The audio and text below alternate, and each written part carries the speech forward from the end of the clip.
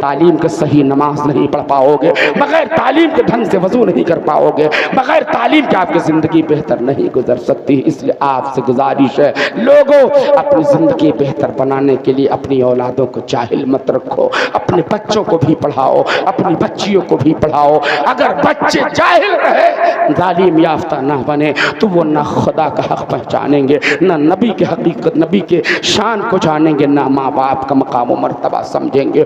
جو اولادیں اس قدر جاہل ہیں، وہی اولادیں کبھی ماں کو گالیاں دیتی ہیں، کبھی باپ کو گالیاں دیتی، کبھی باپ کو گھر سے نکلنے پر مجبور کر دیتے ہیں۔ میں آپ سے کہنا چاہتا ہوں، اے لوگوں خدا را ایسا مت کرو۔ آپ صرف کرامات کے حوالے سے غوث اعظم کے محبت کا دم مت بھرو۔ غوث اعظم رضی اللہ عنہ نے 15 سال تک لگاتار ہر رات میں پورا قرآن تلاوت فرمایا ہے۔ آپ ذرا انصاف سے بتائیے گا، اگر قرآن پڑھنا آپ جانتے تو کتنے لوگ ہیں جو صرف قرآن خوانیوں میں، جب کوئی بہت خاص عزیز گھر کا، رشتے کا، سسرال کا کوئی بہت خاص مرتا ہے تو قرآن پڑھنے کے لیے آپ کھولتے ہو، ورنہ پورا سال کھول کر قرآن دیکھنے کی تمہیں توفیق نہیں ہوتی۔ یہ کیسی محبت قادریت ہے، یہ کیسی غوث اعظم کی محبت ہے؟ نہیں میرے بھائی نہیں، خدا را کامیابی کا ہی تو آپ کو تعلیم یافتہ بننا ہوگا۔ جب تک کہ تمہارے اندر عشق رسول کا سمندر رہا، تم نبی کے سچے وفادار رہے، پوری دنیا پر حکومت کرتے رہے، اور جب سے تم نے نبی سے رشتہ توڑا ہے، نبی سے تعلق توڑا ہے، دنیا میں ذلت و رسوائی کی زندگی بسر کرنے پر مجبور ہو۔ ایک وقت تھا کہ تم دنیا کی آنکھوں کا سرما تھے، دنیا کے سر کا تاج تھے، لیکن آج زمانہ تجھے رسوائی کے نظر سے دیکھ رہا ہے، تمہیں حقیر نظروں سے دیکھ کر کے گھٹیا اور سب سے کئی گزری قوم تصور کر۔ نہیں میرے بھائی، خدا را آپ بیدار ہو جاؤ، اپنے اندر انقلاب لانے کا ذہن بناؤ، سب لوگ صراط مستقیم پر چلنے کا عزم مصمم کرو۔ ہمیں وہی راستہ اختیار کرنا ہے جس راستے پر چل کر کے اللہ کے محبوبین نے خدا کا قرب پایا ہے۔ لوگوں، اللہ کے محبوبین کے دامن سے وابستہ رہو گے، ان کے راستے پر چلتے رہو گے، اللہ تمہاری دنیا بھی آباد فرمائے گا، تمہاری آخرت میں اللہ رب کریم ضرور مغفرت فرمائے گا۔ میرے بھائی، یہ چند باتیں میں نے آپ کے سامنے رکھی ہے، آپ سے گزارش ہے لوگوں، سرکار غوث اعظم سے محبت کا دعویٰ صرف زبانی طور پر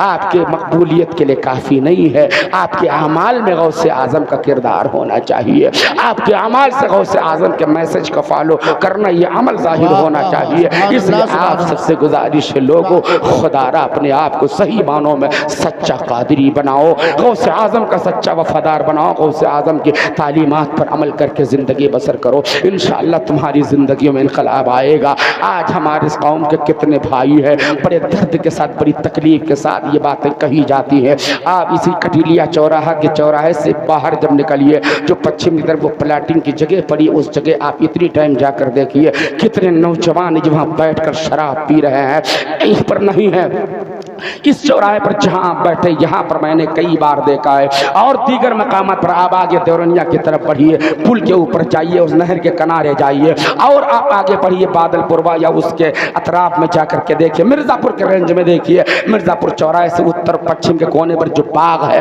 ان باغوں میں آپ جا کر کے دیکھیے، آج کے ٹائم میں، اس ٹائم اور دن کے اجالے میں، دوپہر کے ٹائم میں ہماری قوم مسلم کے کتنے نوجوان بیٹھ کر شراب پیتے نظر آتے ہیں، کتنے نوجوان ہیں جو بیئر پیتے نظر آتے ہیں۔ میری قوم کے لوگوں، تم غوث اعظم کے نام پر لنگر لٹا کر کے اپنے آپ کو بہت بڑا ترم خاں سمجھنے لگے، تم نے سمجھا ہم نے بہت بڑا کام کر دیا ہے، اور دن بھر تم دنیا کے تمام تر گناہوں میں مشغول رہتے ہو۔ نہیں میرے بھائی، خدا را ان حرکتوں سے باز آ جاؤ، لوگوں اپنے آپ کو بچاؤ ان گناہ کی عادتوں سے۔ آپ کہیں گے مولانا صاحب ہم ایسا نہیں کرتے ہیں، میں کسی انسان کو خاص طور پر ٹارگٹ نہیں کرتا، میں اپنی قوم کے ایک المیہ بتا رہا ہوں، اپنی قوم کا درد آپ کے سامنے رکھتا ہوں۔ لوگوں، وہ بھی اپنے آپ کو مسلمان کہتے ہیں، جو دنوں رات نشے کے دلدل میں ڈوبے رہتے ہیں، نشے کی بوتلوں میں گم ہو جاتے ہیں۔ لوگوں، خدا کے واسطے نشہ سے توبہ کر لو۔ نشہ ایک ایسا گھناؤنا عمل ہے جس کے ذریعے انسان جو گناہ کبھی نہیں کرتا ہوتا، نشہ کرنے کے بعد وہ سارے گناہ کر گزرتا ہے۔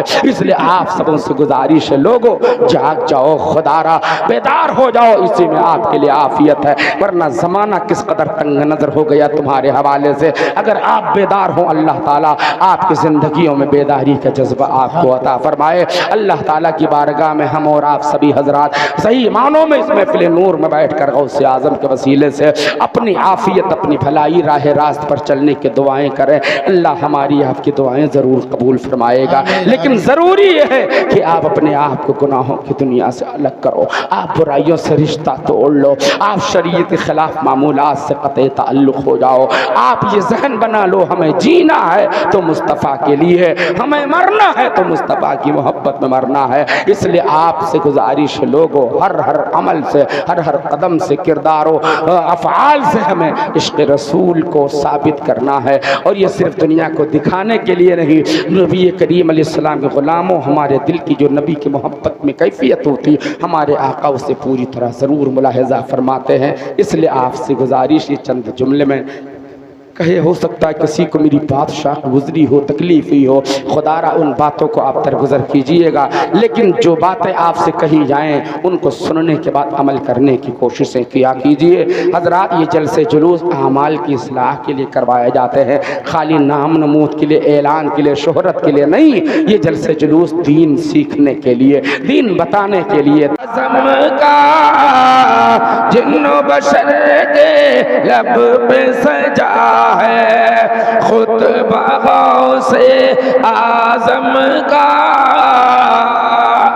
ایک بار محبت سے بولیں آپ سبحان اللہ۔ حضرات اعلیٰ حضرت سرکار نے پوری زندگی عشق رسول میں بسر فرمائی ہے۔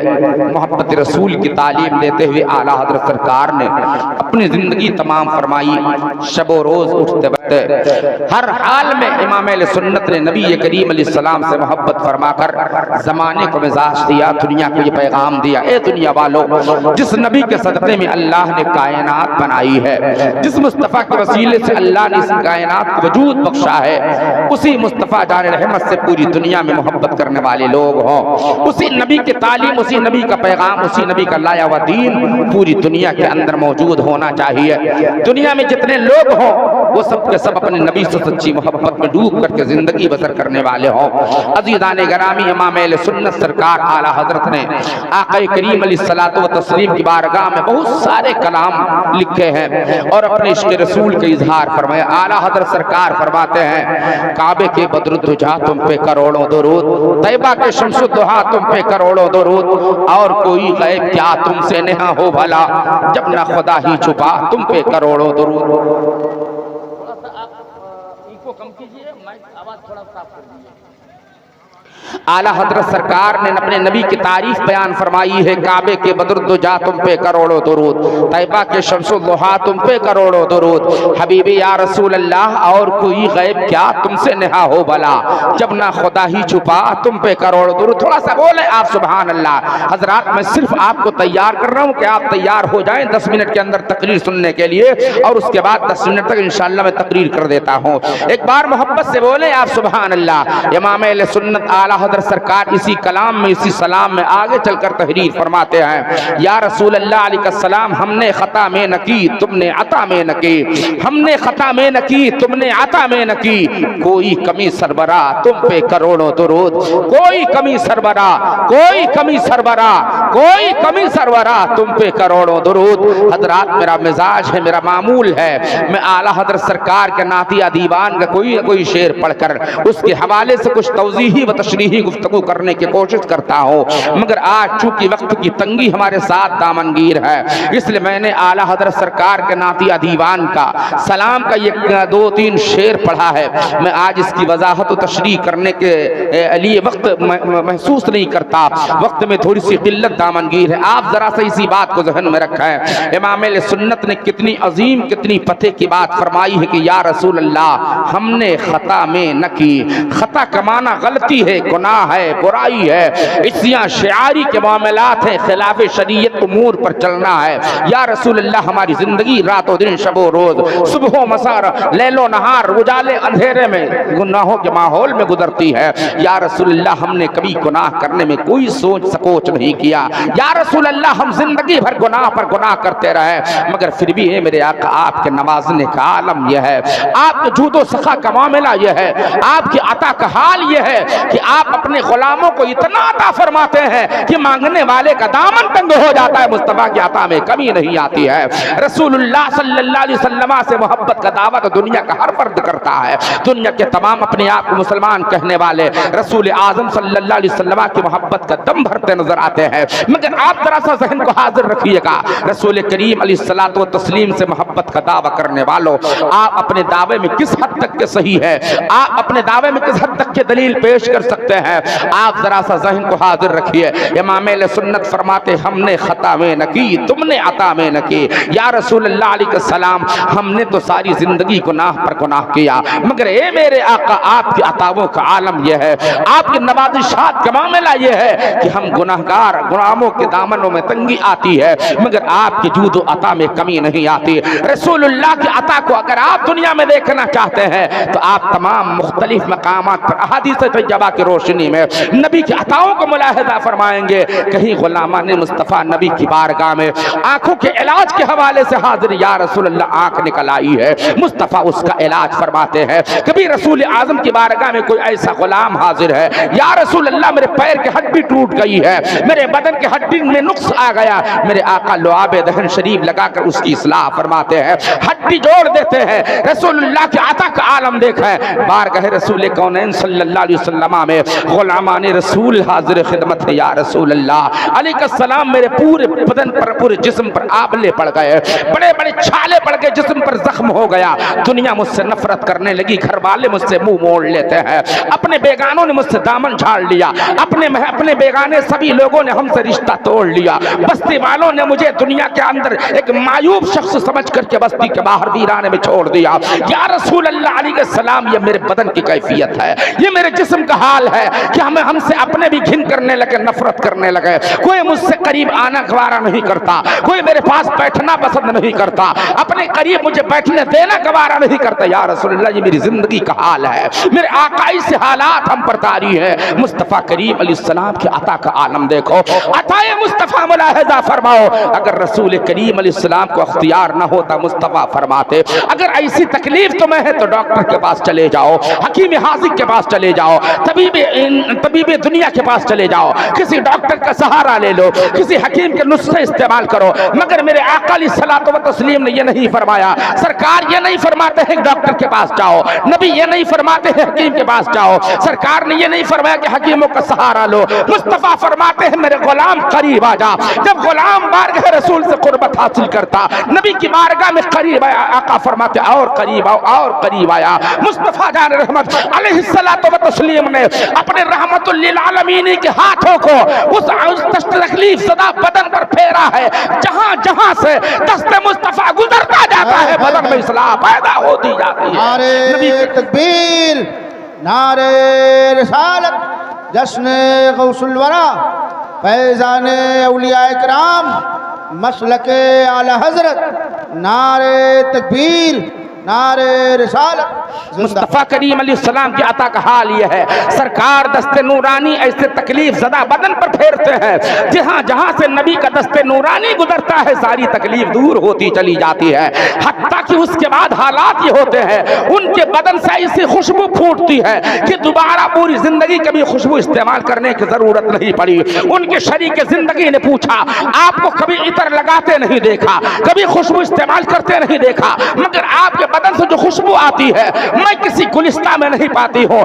کسی عطردان میں نہیں ملتی ہے، کسی خوشبو کے مقام پر وہ خوشبو نہیں ملتی ہے۔ وہ صحابی رسول فرماتے ہیں میرے بدن سے جو خوشبو آتی ہے یہ عطر کی خوشبو نہیں ہے، یہ چمن کی خوشبو نہیں ہے، یہ گلدان کی خوشبو نہیں ہے، یہ خوشبو تو دست مصطفیٰ کی خوشبو ہے، دست رسول کی خوشبو ہے۔ اعلیٰ حضرت عظیم البرکت اسی لیے ارشاد فرماتے ہیں کیا مہکتے ہیں مہکنے والے، کیا مہکتے ہیں مہکنے والے، بو پہ چلتے ہیں بھٹکنے والے، بو پہ چلتے ہیں، بو پہ چلتے ہیں بھٹکنے والے۔ وہ ذات میرے آقا کی ہے، رسول اللہ کی بارگاہ میں جو جس طرح سے سائل بن کر حاضر ہوا، نبی نے اتنا عطا فرمایا کہ مانگنے والے کا دامن تنگ ہوا۔ نبی کی عطا کے برکھا صرف دنیا تک برسنے پر محدود نہیں، اللہ کے نبی کے نوازشات کا عالم میدان محشر میں دیکھو۔ کہیں غلام مصطفیٰ کے جب عمل وزن ہونے لگے، عاشق رسول کے اعمال تولے جانے لگے، غلام مصطفیٰ मुस्तफ़ा नबी का चेहरा देख रहा है। एक बार मोहब्बत से बोले आप सुभान अल्लाह। मेरे आका अपनी उम्मती का नाम अमल वजन करवाने के लिए मीज़ान अमल के करीब तशरीफ ले जाते हैं। कहीं मेरे आका का उम्मती जब पुलसरात से गुजरने लगता है, सरकार दौड़ करके पुलसरात के करीब तशरीफ ले जाते हैं। रब्बे सल्लिम उम्मती फरमाकर उम्मती को सलामती के साथ पुलसरात से गुजार रहे हैं। कहीं मेरे आका सल्लल्लाहु अलैहि वसल्लम का प्यास उम्मती प्यास से तड़प रहा है। आका करीम की बारगाह में फरियादी है, या रसूल अल्लाह मेरी ज़बान सूख कर काटा हो गया, हल्का खुश्क हो गया। मेरे आका हौज़ कौसर से भर करके जाम उसे सैराबी अता फरमाते हैं। मुस्तफ़ा जान रहमत अलैहिस्सलातु व तस्लीम से पूछा गया था आपके हयात ज़ाहिरी में, या रसूल अल्लाह अगर मैदान महशर में हम गुलाम आपको ढूंढना चाहें तो कहाँ जाएंगे? सरकार इरशाद फरमाते मैदान महशर में हमारे मिलने के 3 मकाम होंगे। एक बार सब लोग मोहब्बत से कह दो सुभान अल्लाह। आप थोड़ा सा ज़हन को हाजिर रखें। आका फरमाते मेरे मिलने के 3 मकाम होंगे। या रसूल अल्लाह वो कौन से 3 मकामात हैं? सरकार करीम फरमाते या तो मीज़ान अमल के करीब मिलूंगा, मेरे उम्मती का अमल वजन किया जाएगा, मैं खड़े होकर उसके आमाल देख रहा होऊंगा। अलका करीम की बारगाह में अर्ज़ किया या रसूल अल्लाह अगर वहाँ मुलाकात ना हुई तब? सरकार फरमाते हैं तो पुलसरात के करीब खड़ा होऊंगा। आका करीम अलैहिस्सलाम फरमाते पुलसरात के करीब मुलाकात हो जाएगी। सहाबा ने अर्ज़ किया अगर वहाँ भी मुलाकात ना हो तब? सरकार फरमाते हैं तो फिर हौज़े कौसर के करीब मिलूंगा। ये 3 मकाम है महशर में मुझे ढूंढने, मुझे तलाश करने के। अज़ीज़ाने गिरामी मुस्तफ़ा के अता देखो। आका करीम अलैहिस्सलाम मांगने वालों किस तरह से इमदाद फरमाते हैं कि लेने वाले का दामन तंग है। मैदान महशर में मेरे आका उम्मती की मदद फरमाते हैं। कभी अमल तौले जा रहे हैं, वहाँ पर खड़े होकर उम्मती के आमाल वजन करवाते हैं। कहीं उम्मत की प्यास बुझाते नजर आते हैं, कहीं उम्मत की बख्शिश के लिए अल्लाह की बारगाह में दुआएं फरमाते हैं। कहीं पुलसरात के करीब खड़े होकर अल्लाह की बारगाह में रब्बे सल्लिम उम्मती कहकर उम्मती को पुलसरात से सलामती के साथ गुजरने की दुआएं फरमा रहे हैं। आप जरा सा अंदाजा लगाओ, थोड़ी देर के लिए सोचो, अगर हमारे आका अपने दस्ते नूरानी से हम गुलामों को एक जाम पिला दें तो कभी हमें प्यास नहीं लगेगी। आका करीम अलैहिस्सलाम अगर पुलसरात के करीब खड़े होकर हम उम्मतियों के गुजरने के वक्त रब्बे सल्लिम उम्मती फरमा देंगे, हमारा ईमान और अकीदा है हम सलामती से जरूर गुजर जाएंगे।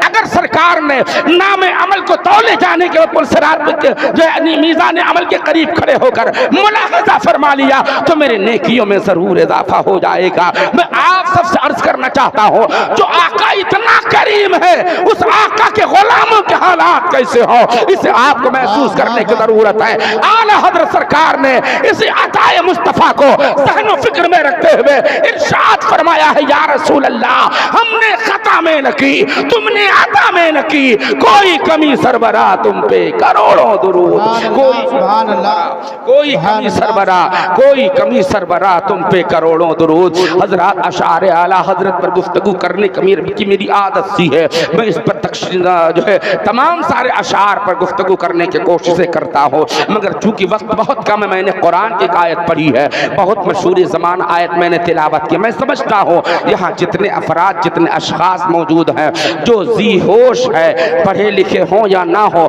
मैं समझता उन्हें ये आयत करीमा ज़रूर याद होगी। मैंने पढ़ी है इहदिनस सिरातल मुस्तकीम। अगर आपको ये आयत पाक याद है तो एक बार मोहब्बत से कह दो सुभान अल्लाह।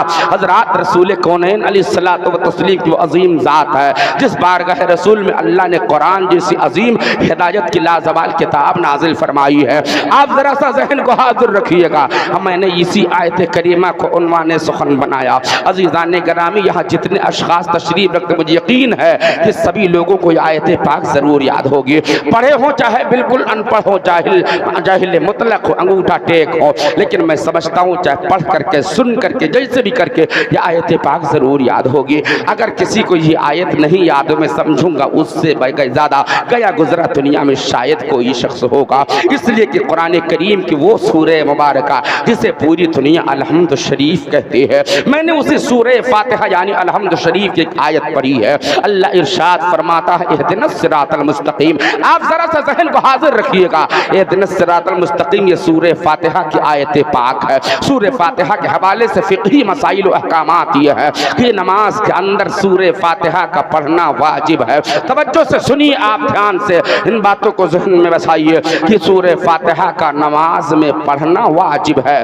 اگر بھول کر کے سورہ فاتحہ چھوٹ گیا، بھول کر کے آپ نے نہیں پڑھا تو اسی نماز میں یاد آیا تو آپ آخر میں سجدہ سہو کر لیں، نماز ہو جائے گی۔ لیکن اگر کسی نے جان بوجھ کر الحمد نہیں پڑھا تو نماز نہیں ہوگی۔ دھیان رکھیے گا، جان بوجھ کر پوری سورہ فاتحہ یعنی الحمد شریف نہ پڑھی جائے تو نماز نہیں ہوگی، یا سورہ فاتحہ کا کچھ حصہ پڑھا گیا، کچھ حصہ جان بوجھ کر چھوڑ دیا گیا، تب بھی نماز نہیں ہوگی۔ عزیزان گرامی، اسی سورہ مبارکہ کی میں نے یہ آیت پڑھی ہے۔ عزیزان محترم، اب ذرا سا آپ سمجھنے کی کوشش کریں، اس سورہ فاتحہ کے بہت سارے نام مفسرین کرام نے بیان فرمائے ہیں۔ کسی نے بتایا کہ 20 نام ہے، کسی نے 50 نام، سینکڑوں نام شمار کروائے ہیں۔ اس سورہ مبارکہ کے بہت سارے نام مفسرین نے ذکر کیے ہیں۔ حضرات، اس سورہ پاک کا نام سورہ فاتحہ ہے، فاتحۃ الکتاب ہے، ام الکتاب ہے، اور سورہ شفا ہے، سورہ شافیہ ہے، سورہ کافیہ ہے، سورہ وافیہ ہے، سورہ سبع مثانی، بہت سارے نام سورہ فاتحہ کا بیان کیے گئے ہیں۔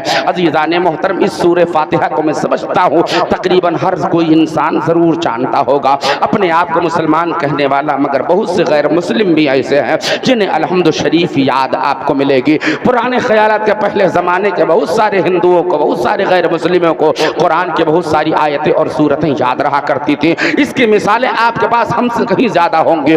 آپ ذرا سا سمجھنے کی کوشش کریں، میں نے قرآن کی آیت پڑھی ہے، اہدنا الصراط المستقیم، اب اس کا ترجمہ بھی آپ سماعت فرماتے چلیں۔ ایک بار سبھی لوگ محبت سے کہیں سبحان اللہ۔ حضرات، وقت کا میں صحیح استعمال کرنا چاہتا ہوں۔ اللہ نے قرآن میں ارشاد فرمایا اہدنا الصراط المستقیم۔ اس دنیا میں بہت سارے مترجمین ہوئے ہیں، بہت سے لوگوں نے قرآن کریم کا ٹرانسلیٹ کیا ہے، بہت سارے لوگوں نے قرآن کا ترجمہ بیان کیا ہے، مگر کسی نے کچھ ترجمہ کیا، کسی نے کچھ کیا۔ وقت میں اتنی تفصیل کی گنجائش نہیں ہے کہ تمام تفصیلات پیش کی جائیں، مگر الگ الگ تمام مترجمین نے ترجمے پیش کیے ہیں۔ مگر امام اہل سنت کنز الکرامت جبل العلم والاستقامت، آیات من آیات اللہ، معجزۃ من معجزات رسول اللہ، امام احمد رضا خان فاضل بریلوی علیہ الرحمۃ والرضوان نے اس آیت کریمہ کا جو ترجمہ کنز الایمان شریف میں تحریر فرمایا ہے، اعلیٰ حضرت فرماتے اے اللہ ہمیں سیدھا راستہ چلا۔ ایک بار محبت سے کہہ دو سبحان اللہ۔ کسی نے ترجمہ کیا اے اللہ ہمیں سیدھا راستہ دکھا، کسی نے ترجمہ کیا اے اللہ ہمیں سیدھا راستہ بتا، مگر اعلیٰ حضرت ترجمہ فرماتے اے اللہ ہمیں سیدھا راستہ چلا۔ مولا، سیدھا راستے کی تعلیم تو تیرے حبیب نے دے دی ہے، تیرے محبوب نے ہمیں راستہ دکھا دیا، اس پر ہمیں چلنے کی توفیق عطا فرما۔ عزیزان گرامی، ذہن کو حاضر رکھیے گا، اعلیٰ حضرت سرکار نے ترجمہ فرمایا اہدنا الصراط المستقیم کا، اے اللہ ہمیں سیدھا راستہ چلا۔ عزیزان گرامی، اب یہاں پر میں آپ کو روک کر کے ایک بات ضمناً عرض کرنا چاہتا ہوں کہ آپ یہ بات تھوڑا سا آسانی کے ساتھ سمجھنے کی کوشش کریں۔ اے اللہ ہمیں سیدھا راستہ چلا، اے اللہ ہمیں سیدھا راستہ چلا۔ اس دنیا پرفتن کا آپ ذرا سا جائزہ لے کر کے دیکھیں، اس دنیا میں جتنے مکتب فکر کے لوگ ہیں، جتنے نظریات و عقائد کے لوگ ہیں، جتنے جماعت سے تعلق رکھنے والے لوگ ہیں، اور کھلے لفظوں میں آپ یوں سمجھیں، کوئی اپنے آپ کو سنی کہتا ہے، کوئی اپنے آپ کو وہابی کہتا ہے، کوئی اپنے آپ کو دیوبندی کہتا ہے، کوئی اپنے آپ کو اہل حدیث غیر مقلد کہتا ہے، کوئی اپنے آپ کو رافضی کہتا ہے،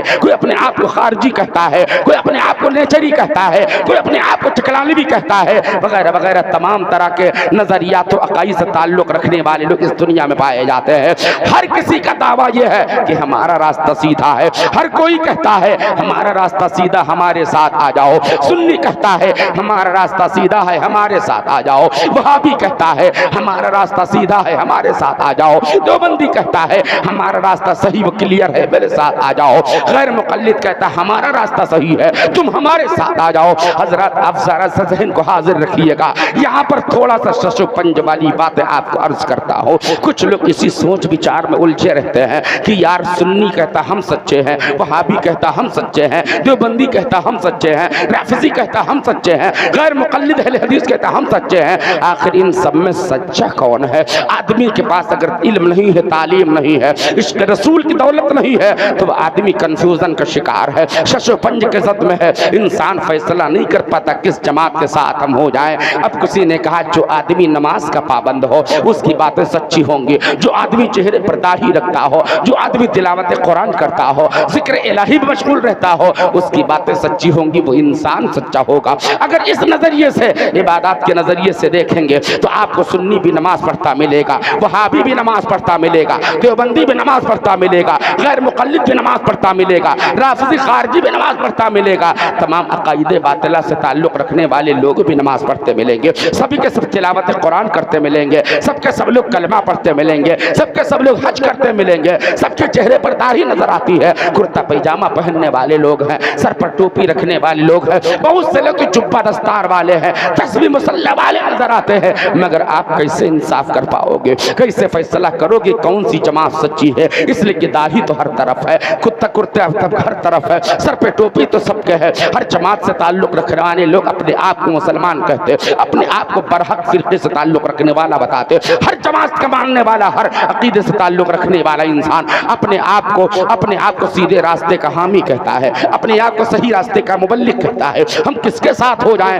آپ ذرا سا ذہن کو حاضر رکھیے گا، نماز کی بنیاد پر آپ صحیح راستے کا تعین نہیں کر سکتے، آپ عبادت کی بنیاد پر، آپ تقوی کی بنیاد پر، آپ طہارت کی بنیاد پر، آپ داڑھی کی بنیاد پر، آپ حج کی بنیاد پر، آپ زکات کی بنیاد پر، آپ تلاوت کی بنیاد پر، اعمال خیر کی بنیاد پر، آپ تمامی ان فرقوں میں سیدھے صحیح فرقے کا تعین و تخصص نہیں کر پائیں گے۔ آپ کہیں گے مولانا صاحب نماز و روزہ حج و زکات عبادت و بندگی تقوی طہارت کے حوالے سے اگر فرقے حقہ کا انتخاب نہیں کر پائیں گے تو کیسے ہوگا؟ تو آپ یہ بات ذہن میں رکھیں کہ عزیزان محترم، داڑھی تو سب کے چہروں پر ہے، عبادتیں تو سب کے پاس ہے، ریاضتیں تو سب کرتے ہیں، تلاوت تو سب کرتے ہیں، نمازیں تو سب پڑھتے ہیں، مگر سیدھے راستے پر کون ہے؟ اگر آپ نمازی دیکھنا چاہتے ہیں تو تھوڑا سا اور قریب آ جائیں، میدان کربلا کا نقشہ ذہن میں رکھیں، ایک طرف یزیدی ہے، ایک طرف حسینی ہے، نماز ادھر بھی ہے، نماز ادھر بھی ہے، روزہ ادھر بھی ہے، روزہ ادھر بھی ہے، زکات ادھر بھی ہے، زکات ادھر بھی ہے،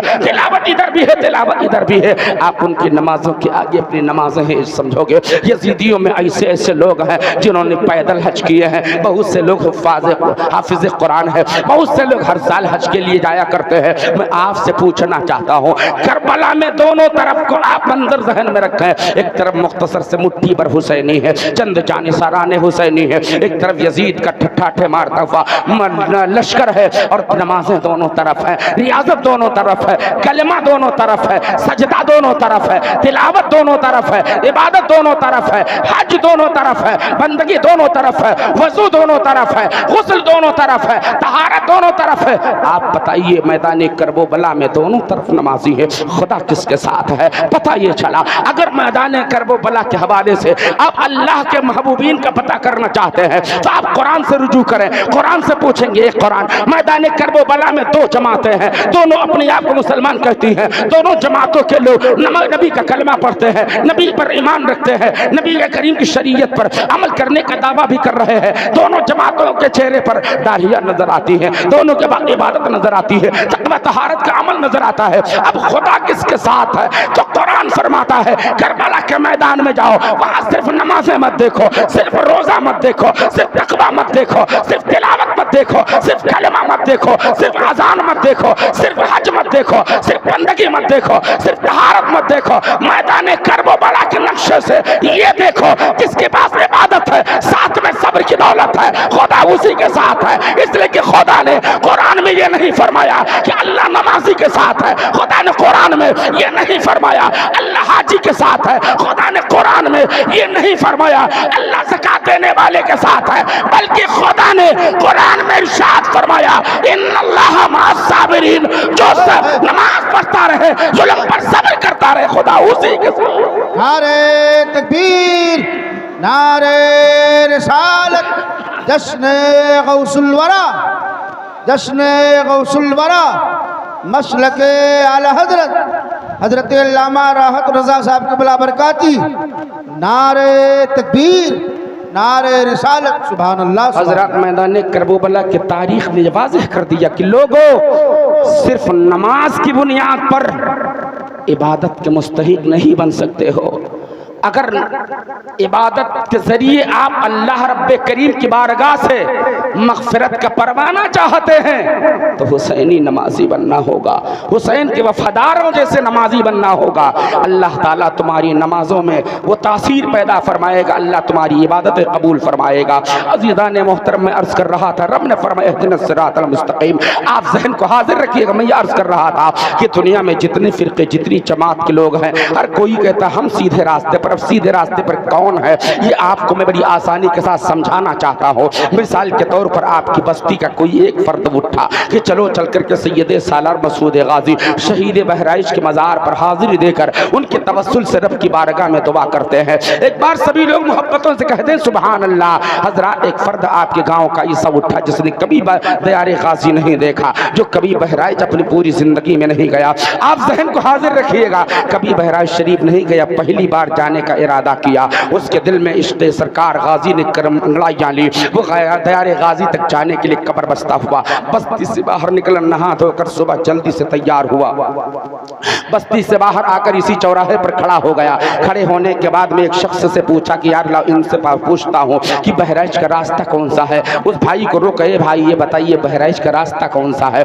तो उस पाने वाले शख्स ने बताया कि दक्षिण में चले जाओ, सीधे बहराइच पहुंच जाओगे। अभी जाने वाला इंसान जाने की सोच ही रहा है, सोचा यार एक आदमी ने बताया कहीं गलत ना बता दिया हो, तो लो दूसरे से क्लियर कर लेता हो। दूसरे आदमी को रोक करके पूछा, ए भाई बहराइच जाना है, बहराइच की रास्ता कौन सी है। तो उस शख्स ने बताया कि आप पश्चिम में चले जाओ, बहराइच पहुंच जाओगे।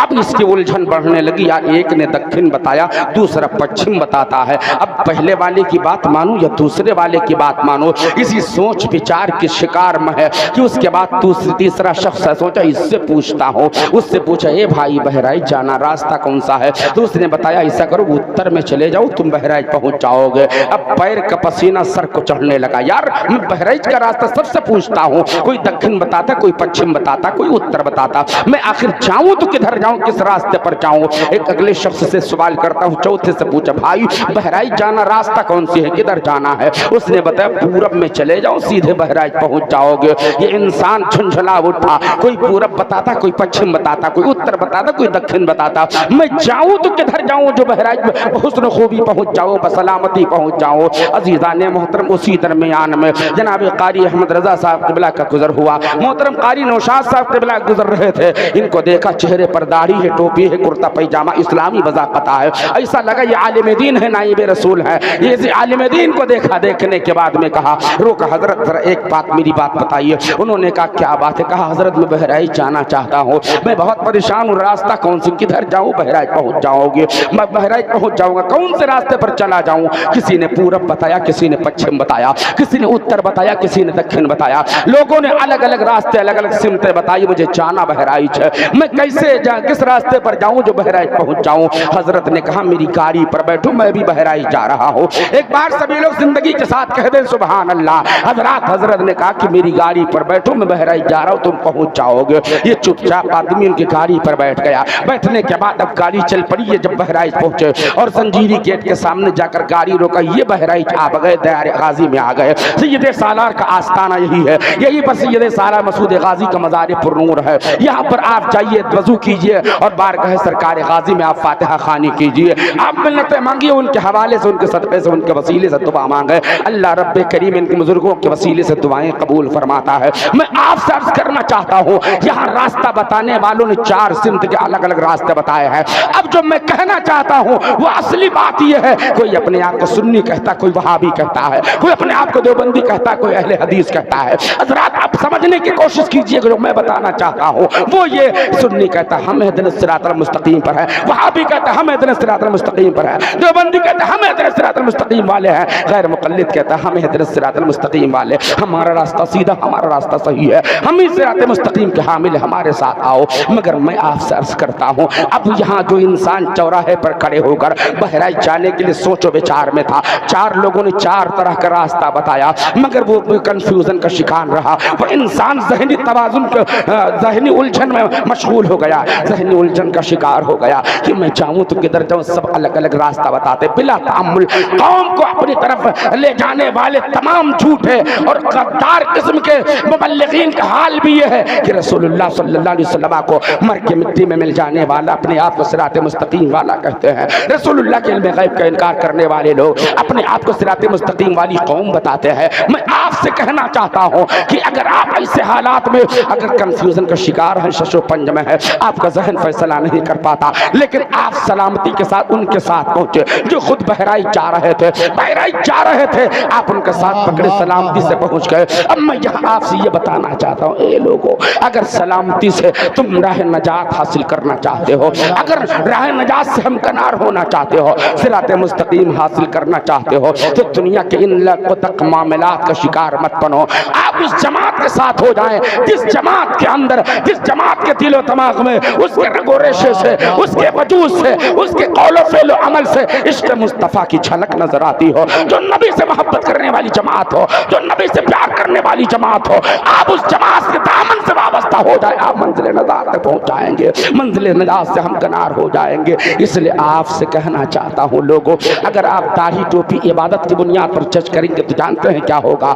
سنی وہابی، سنی اپنے چہرے پر داڑھی رکھتا، نمازیں پڑھتا، عبادت کرتا، چہرہ اسلامی وضاقتہ کے مطابق ہے، لیکن وہ آپ سے کہے گا ہم صراط مستقیم پر ہیں، ہمارے ساتھ چلو۔ مگر وہابی وہیں پر کہتا ہے کہ رسول اللہ صلی اللہ علیہ وسلم مر کے مٹی میں مل گئے، العیاذ باللہ، چہرے پر داڑھی بھی ہے، کرتا پائجامہ ٹوپی بھی ہے، تسبیح مسلح بھی ہے، عبادت و بندگی بھی ہے، سب کچھ ہے، مگر اس کے دل میں نبی سے وفا نہیں ہے، رسول اللہ کا عشق نہیں ہے، نبی سے پیار نہیں ہے، نبی کا لگاؤ نہیں ہے، نبی سے قربت نہیں ہے، وہ صرف نماز کے نام پر، روزے کے نام پر قوم کو ٹھگنے کا کام کیا کرتا ہے، قوم کو لوٹنے کا کام کرتا ہے۔ مگر آپ سے گزارش ہے، اگر منزل مقصود تک جانا چاہتے ہیں تو اللہ والوں کے دامن سے وابستہ ہو جاؤ، بزرگوں کے نقش قدم پر چلو، رب کریم بزرگان دین کے دامن سے وابستگی حاصل کرنے والے کو ضرور منزل نجات سے ہمکنار فرما دیتا ہے۔ اس لیے آپ سے گزارش ہے، اگر سیدھے راستے کی تلاش ہے تو یہ سیدھا راستہ کہیں اور نہیں ملے گا،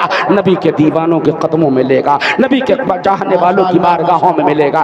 اس لیے آپ سب سے گزارش ہے کہ لوگوں، آپ اپنے آپ کو صراط مستقیم پر چلنے والا غلام بناؤ۔ عزیزان گرامی، یہ بات ذرا سا اور کلیئر کٹ کر دینا چاہتا ہوں، آج اس دنیا میں جتنی جماعتیں، جتنے فرقے کے لوگ ہیں، ہر کوئی اپنے آپ کو صراط مستقیم کا حامل کہتا ہے، ہم صراط مستقیم پر ہم سچے لوگ ہیں، ہمارا راستہ صحیح، ہمارا ہی عقیدہ درست ہے۔ میں آپ سے عرض کرنا چاہتا ہوں عزیزان گرامی، اللہ قرآن میں فرماتا ہے صراط الذین انعمت علیہم، ان لوگوں کے ساتھ ہو جاؤ جن پر اللہ نے اپنا انعام نازل فرمایا۔ اللہ نے کس پر اپنا انعام نازل فرمایا ہے؟ بہت اختصار کے ساتھ میں اپنی بات آپ کے درمیان رکھتا ہوں۔ اللہ نے کس پر انعام فرمایا؟ دنیا کا ہر آدمی بول رہا ہے اللہ کا انعام ہم پر، مگر قرآن سے پوچھو، آپ کہیں اور نہ جائیں، اللہ کے قرآن سے پوچھے، اے اللہ قرآن تو بتا دے اللہ کا انعام کس پر ہے؟ ان حفاظان اعظام، قرائے ذوی الاحترام کی موجودگی ہے، ان سے آپ پوچھیں۔ اللہ رب کریم قرآن میں فرماتا اللہ کا انعام کس پر ہے؟ یوں تو دنیا کا ہر فرد کہتا اللہ کا انعام ہم پر ہے، مگر کس پر اللہ کا انعام ہے؟ یہ صحیح بات ہے۔ قرآن فرماتا الذین انعم اللہ علیہم من النبیین والصدیقین والشہداء والصالحین۔ ایک بار محبت سے کہہ دو سبحان اللہ۔ حضرات اللہ کا انعام نبیوں پر ہے، اب ذرا بولیں آپ سبحان اللہ۔ اللہ کا انعام نبیوں پر ہے، اللہ کا انعام صحابہ پر ہے، اللہ کا انعام صدیقین پر ہے، اللہ کا انعام شہداء اسلام پر ہے، اللہ کا انعام صالحین یعنی بزرگان دین پر ہے، اللہ کے جو ولی ہیں اولیاء کاملین ان پر اللہ کا انعام ہے۔ اب ذہن کو حاضر رکھیے، بالکل خلاصہ والی بات یہ ہے کہ اللہ کا انعام تمام صحابہ پر، شہداء اسلام پر، انبیاء کرام پر اور صالحین یعنی بزرگان دین اولیاء کاملین اللہ کے نیک بندوں پر، ولیوں پر اللہ کا انعام ہے۔ اب آپ سمجھنے کی کوشش کریں، سنیوں اپنے مقدر پر جتنا ناز کرو کم ہے۔ آپ پوری نسل وہابیہ تلاش کر ڈالیں، کسی وہابی جماعت میں کوئی بھی اللہ کا ولی نہیں ملے گا۔ آپ دیوبندیت کی تلاش کر ڈالیں، پورے نسل دیوبندیت میں کوئی بھی اللہ کا ولی نہیں ملے گا۔ آپ غیر مقلدیت کے شجرے کو کھنگال ڈالیں، کوئی بھی اللہ کا ولی نہیں ملے گا۔ رافضی، خارجی، دیگر جماعت باطلہ کا آپ جائزہ لیں، جب سے ان کی بنیادیں پڑی ہے تب سے آج تک کہ ان میں کوئی اللہ کا ولی نہیں ملے گا۔ میں آپ سے کہنا چاہتا ہوں لوگوں، اللہ کا ولی وہ ہوتا ہے جو عاشق رسول پہلے ہوتا ہے، وفادار نبی پہلے ہوتا ہے، نبی کا جانثار پہلے ہوتا ہے۔ یہ ولایت باپ کا ترکہ نہیں کہ باپ ولی تھا تو بیٹا بھی ولی ہوگا، یہ باپ ولی نہیں تھا تو بیٹا بھی ولی نہیں ہو سکتا، نہیں۔ اللہ تعالیٰ اپنے کرم سے جس کو چاہتا ہے اس کو ولایت کے لیے منتخب فرما لیتا ہے۔ اللہ نے اپنے کچھ بندوں کو ولایت کے بعد تقویٰ عطا فرمایا ہے، کچھ بندوں کو تقویٰ کے بعد ولایت عطا فرمائی ہے۔ ولایت یہ اللہ کی دین ہے۔ عزیزان گرامی، کسی بھی فرقے کو آپ دیکھیں ان میں کوئی بھی اللہ کا ولی نہیں ملے گا۔ اللہ کا ولی اگر ملے گا تو صرف جماعت اہل سنت میں ملے گا۔ غوث اعظم ہے یہ سنی ہے، خواجہ غریب نواز ہے وہ سنی ہے، مخدوم پاک ہے وہ سنی ہے، مخدوم پاک صابر کلیری ہے وہ سنی ہے، وارث پاک سنی ہے، سید سالار مقصود غازی و سنی ہے، جتنے بھی ولی آج تک ہو چکے یا ہیں یا قیامت تک ہوں گے وہ صرف اہل سنت والجماعت ہی میں آپ کو ملیں گے۔ اس سے پتہ چلا کہ اللہ رب کریم کی طرف سے نجات یافتہ صراط مستقیم کا حامل جو فرقہ ہے وہ کوئی اور نہیں، وہ اہل سنت والجماعت کے لوگ ہیں۔ لوگوں، غوث اعظم سے محبت کرنے کا دعویٰ آپ کا ہے، غوث اعظم سے محبت کرنے کا آپ کا دم بھرنا ہے، لیکن یاد رکھیں غوث اعظم کے معمولات دیکھو۔ غوث اعظم نے 40 سال تک عشاء کے وضو سے فجر کی نمازیں ادا فرمائی، آپ سب نے سنا بھی ہوگا، بہت مرتبہ سنا ہوگا، آپ نے پڑھا بھی ہوگا، لیکن یاد رکھو آپ نے غوث اعظم رضی اللہ تعالیٰ عنہ کے نام سے لنگر کھانا تو دیکھ لیا، ان کے نام پر لنگر لٹانا دیکھ لیا، ان سے محبت کرنے کا آپ نے اعلان تو کیا، لیکن غوث اعظم نے عشاء کے وضو سے فجر کی نماز پابندی سے 40 سال تک ادا فرمائی، یہ آپ کو نظر نہیں آیا۔ یہ کیسی محبت غوثیت ہے، یہ کیسی الفت غوثیت ہے، یہ کیسا غوث اعظم سے پیار ہے۔ اے لوگو، اگر سچے غوثیت معاف سے محبت کا دم بھرنے والے ہو، سچے قادری ہو، تو عشاء کے وضو سے فجر کی نماز نہ صحیح لیکن عشاء کے وضو سے عشاء کی نماز پڑھو اور فجر کے وضو سے فجر کی نماز پڑھو۔ یہ غوث اعظم کا انداز عبادت رہا۔ غوث اعظم کبھی جھوٹ نہیں بولے، یہ غوث اعظم کی تعلیم ہے۔ آپ غوث اعظم کو صرف کرامتوں کے حوالے سے مت جانو، بلکہ غوث اعظم کی زندگی کا میسج پڑھو۔ غوث اعظم رضی اللہ تعالیٰ عنہ نے تعلیم حاصل کرنے کے لیے اپنی ماں سے اجازت لے، کتنی صعوبتیں کتنی پریشانیاں برداشت کی۔ اس سے پتہ یہ چلا اگر آپ اپنی زندگی کو بہتر بنانا چاہتے تو بغیر علم کے کچھ نہیں ہو سکتا، بغیر تعلیم کے آپ کی زندگی کامیاب